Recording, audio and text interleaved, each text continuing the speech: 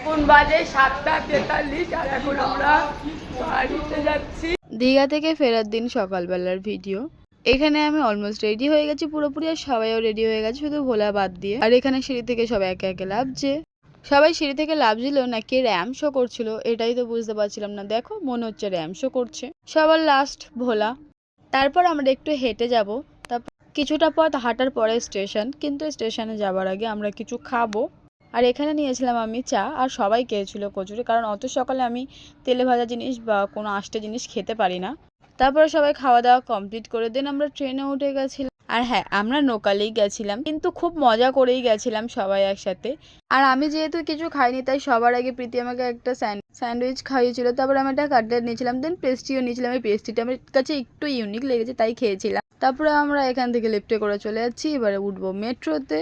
বলতে বলতে দেখো মেট্রোটাও চলে আসলো, আর আমরা সবাই উঠেও পড়লাম।